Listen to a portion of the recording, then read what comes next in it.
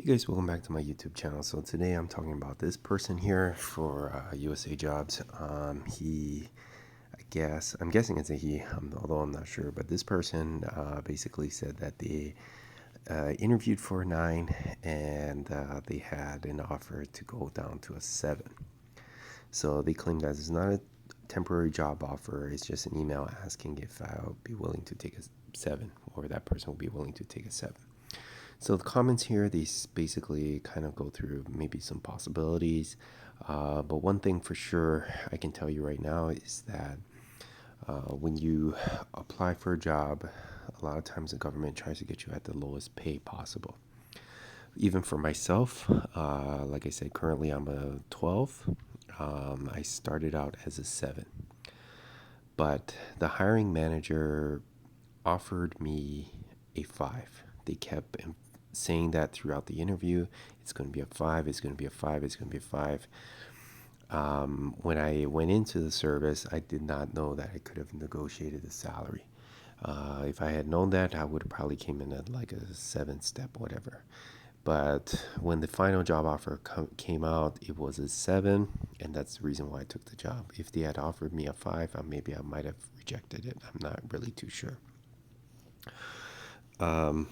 But because of the fact that they offered me a 5, I did delay the hiring process on my side, only because I did not like it. Well, going back to this question though, so I applied for a couple of jobs, and I had interviews.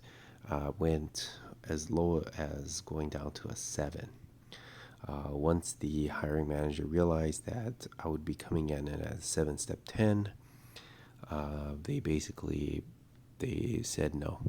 They're not going to hire me, although I had all the work experience. Did a very good interview, or at least I felt that way. But because of the funding that they get, a lot of times that the workplace, when they hire somebody, they try to calculate the salary or their how do you say that, their budget, to withstand basic levels. So step ones, like a 7-step 1 or a 5-step 1. A lot of times the budget is set for that. They're not set for a person coming in suddenly as a 10 or step 6 or whatever. So a lot of times when they have an employee, they may like that person as very much. They may think that person's highly qualified, but they just don't have the budget for that person at a higher level. Or if they have a possibility that they could save it because they need to spend, that's another thing that could go on. Now, of course, there are other possibilities. This person could be maybe overstated themselves, or maybe during the interview they felt like this person's good but not exactly up to a 9 level or whatever level. So if they're willing to step down, then they may give that person an opportunity to come in as a 7. So those are some possibilities. Like I said, I'm just going to scroll down so you can quickly look at what other people said. But ultimately, at the very end, though, it will be HR giving the go ahead on hiring the person. So I wouldn't be too afraid to even say yes, I'll take a 7, especially if it's a job that you want to get, and if the potential of being promoted is to a 9, and if it's from 7 to 9, then I mean, I don't see what the point to even think about it, because it'll usually generally take 1 year for you to go from a 7 to 9.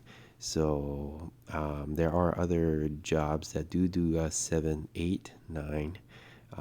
So if that's the case, then I mean, you will be spending 2 years, but the salary that you'll get from a 9 is generally, from a 7, is about $200 per paycheck.